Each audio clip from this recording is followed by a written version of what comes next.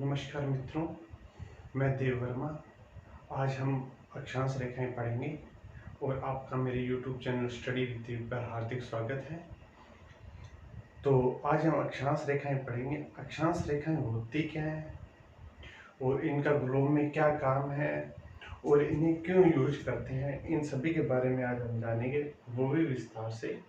आइए वीडियो शुरू करते हैं।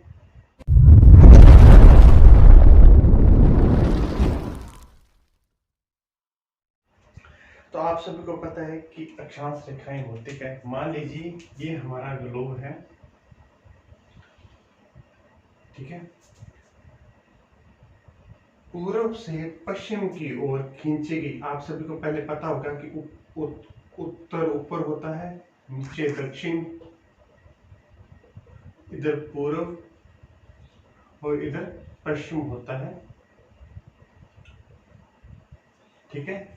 ये हमारा ग्लोब है, जैसे कि आपको स्क्रीन पे दिखाई दे। इसमें पूर्व से पश्चिम की ओर खींची गई काल्पनिक रेखा को हम अक्षांश रेखाएं कहते हैं, जो पूर्व से पश्चिम की ओर खींची जाने वाली रेखा होती है। अक्षांश रेखाएं दो भागों में विभाजित होती हैं, एक उत्तरी गोलार्ध, एक दक्षिणी गोलार्ध, ठीक है। हमारा अक्षांश रेखाएं भारत उत्तरी अक्षांश में स्थित है। अक्षांश रेखाओं को दो भागों में बांटती है। वो दो भागों में बांटने वाली रेखा का नाम भूमध्य रेखा या इसे बच्चों विषुवत रेखा बोलते हैं, जो जीरो डिग्री पर स्थित होती है।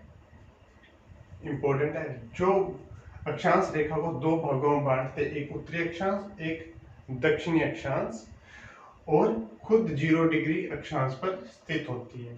भारत इसके उत्तर में स्थित है। जो भूमध्य रेखा या विषुवत रेखा होती है, ये अक्षांश रेखाओं में सबसे बड़ी पूर्ण वर्त बनाने वाली रेखा होती है। ये अपना पूर्ण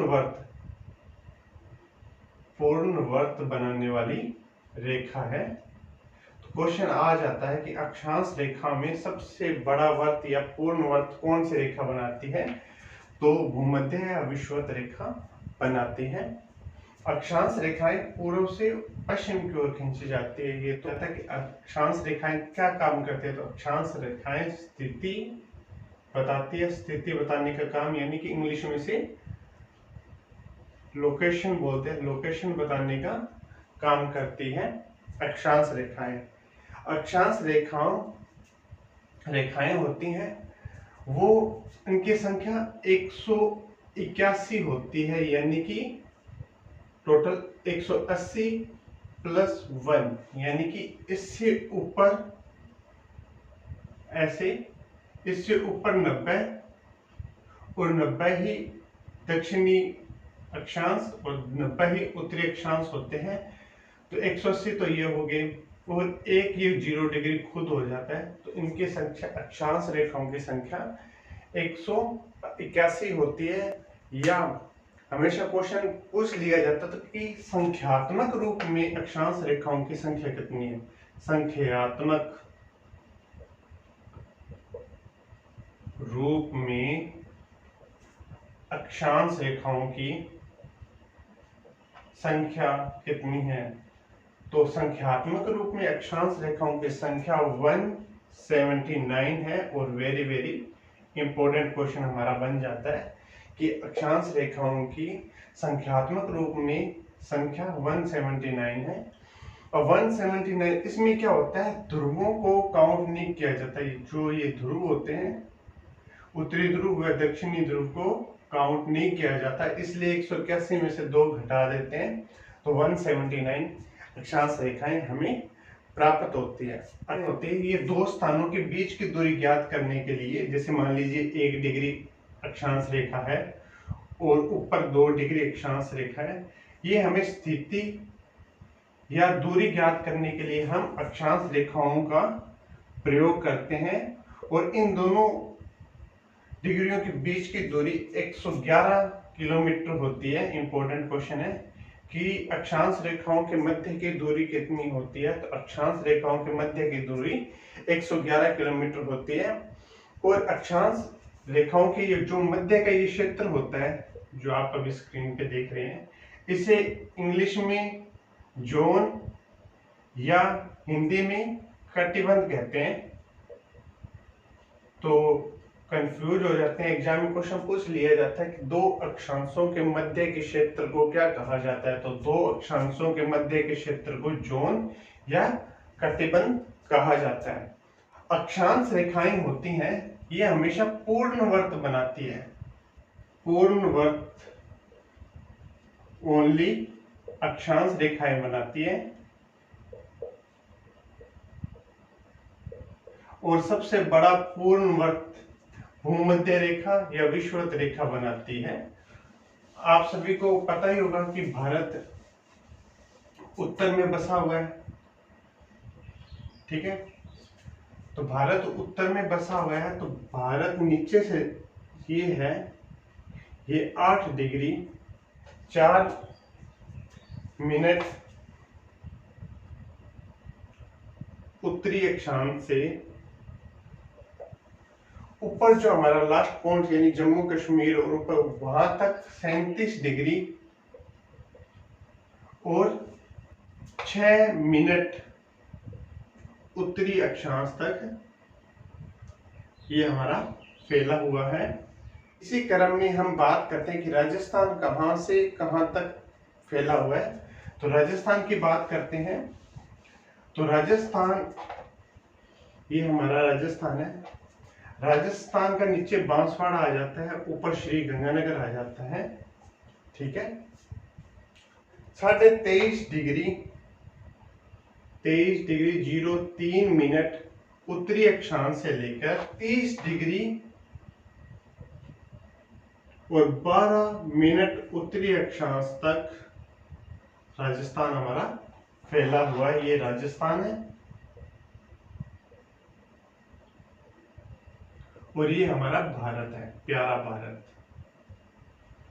तो आपको क्वेश्चन पूछ लिया जाता है कि अक्षांश रेखाएं राजस्थान में कहां से कहां तक है, तो नीचे 23.5 डिग्री या 23 डिग्री 3 मिनट उत्तरी अक्षांश से लेकर ऊपर 30 डिग्री 12 मिनट उत्तरी अक्षांश से। इसे याद रखने के लिए 12 महीने होते हैं और एक महीने में 30 दिन होते हैं। कि अक्षांश व देशांतर रेखाओं के बारे में सबसे पहले हमें बताने वाले इरेस्टोनीज एक भूगोलवेत्ता थे।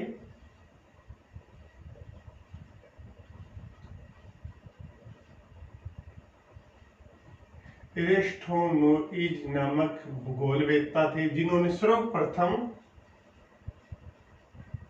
हमें अक्षांश व देशांतर रेखाओं के बारे में बताया था। अब हमारा क्वेश्चन बनता है कि ये 0 डिग्री रेखा है हमारी, इसे विषुवत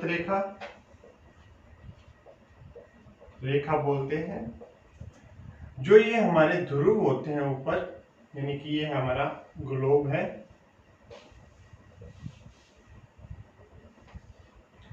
ये ध्रुव है। 0 डिग्री विषुवत रेखा या भूमध्य रेखा से ध्रुवों की तरफ जाने पर क्या परिवर्तन होता है। इंपॉर्टेंट क्वेश्चन बनता है कि 0 डिग्री अक्षांश रेखा यानी विषुवत रेखा से ध्रुवों की ओर उच्च या निम्न ध्रुवों की तरफ जाने पर क्या परिवर्तन होता है। तो सबसे पहला परिवर्तन नंबर 1 होता है तापमान में कमी। तापमान में कमी होती है। मान लो 0 डिग्री पे हैं हम, यहां से हम ऊपर जाएंगे तो क्या होगा, मान लीजिए यहाँ 30 डिग्री तापमान है, तो यहाँ से ऊपर जाएंगे तो तापमान में गिरावट आती रहती है, और यहाँ जाएंगे तो यहाँ तापमान 10 डिग्री रह जाएगा, और इससे ऊपर जाएंगे तो यहाँ, इसीलिए ध्रुवों पर हमेशा क्या पाई जाती है, बर्फ पाई जाती है। तो क्वेश्चन आ जाता है कि ध्रुवों पर हमेशा क्या पाई जाती है, बर्फ पाई जाती है। यहाँ दिन रात की अवधि में अक्षांश रेखाओं से क्या होता है, दिन रात की अवधि में परिवर्तन होता है। दिन रात की अवधि में परिवर्तन होता है, ठीक है। इसी क्रम में हमारा तीसरा पॉइंट रह जाता है, भूमध्य रेखा पर 12 घंटे का दिन व 12 घंटे की रात होते हैं। जो ये भूमध्य रेखा या विषुवत रेखा है, इस अक्षांश रेखा पर 12 घंटे का दिन डे एंड 12 घंटे की नाइट होती है। ठीक है। उसी प्रकार जबकि ध्रुवों पर, यानी ये हमारे ध्रुव हैं, यहां क्या होता है, 6 मंथ का डे एंड 6 मंथ की नाइट होती है। तो क्वेश्चन एग्जाम में पूछ लिया जाता है कि अक्षांश रेखाओं के ध्रुवों पर समय कैसा रहता है। तो 6 महीने का दिन व 6 महीने की रात रहती है, और 0 डिग्री विषुवत रेखा पर 12 घंटे का दिन व 12 घंटे की रात रहती है। तो ये हमारा इंपॉर्टेंट क्वेश्चन था। अब क्या है, जैसे ये ध्रुव है, यहाँ क्या होती है, जैव विविधता की, हमारा चौथा पॉइंट है, जैव विविधता की कमी पाई जाती, कमी, जैव विविधता की कमी पाई जाती है। इसी कारण यहाँ कोई पेड़ पौधे या खाद्य सामग्री उपलब्ध नहीं होती, और यहाँ हमेशा बर्फ जमी रहती है। इसका एग्जाम्पल है अंटार्कटिका महाद्वीप। यहाँ एक पक्षी पाया जाता है जिसे पेंगुइन कहा जाता है। अब क्वेश्चन पूछ लिया जाएगा कि पेंगुइन नामक पक्षी कहाँ पाया जाता है। तो पेंगुइन नामक पक्षी बच्चों अंटार्कटिका महाद्वीप पर, अंटार्कटिका महाद्वीप पर पाया जाता है। जब हम भूमध्य रेखा से ध्रुवों की ओर जाते हैं तो इनके अक्षांशों में हमेशा वृद्धि होती है। तो क्वेश्चन पूछ लिया जाता है कि भूमध्य रेखा से अक्षांशों की तरफ जाने पर क्या होता है। तो हम कहेंगे भूमध्य रेखा से अक्षांशों पर जाने पर क्या होती है, वृद्धि होती है। सीधा सीधा क्वेश्चन आ जाता है और सीधा सीधा हम इसका जवाब नहीं दे पाते हैं। तो ये था आज हमारा अक्षांश रेखाएं। कल हम देशांतर रेखाओं के बारे में बात करेंगे। तो अगर आप हमारे चैनल स्टडी विद देव पर पहली बार आए हैं तो हमारा चैनल स्टडी विद देव को लाइक शेयर जरूर करें, और हमारे यहाँ फ्री ऑफ कॉस्ट सभी स्कूल्स लेवल की तैयारी करवाई जाती है। बहुत ही जल्दी आपको क्लास फर्स्ट से लेकर 12th तक सभी सब्जेक्ट्स की वीडियो निःशुल्क इस चैनल पर प्रोवाइड करवा दी जाएगी, और ये राजस्थान का आने वाला सबसे बड़ा शिक्षा जगत का चैनल बनने वाला है। तो आइए जल्दी ही हमारे चैनल स्टडी विद देव को लाइक शेयर और सब्सक्राइब कीजिए, और अपने मित्रों और सहपाठियों को भी हमारे चैनल स्टडी विद देव के बारे में बताइए, ताकि हम आपके लिए और अच्छी व बेहतर निःशुल्क शिक्षा लेके आ सकें। तब तक के लिए जय हिंद, जय भारत।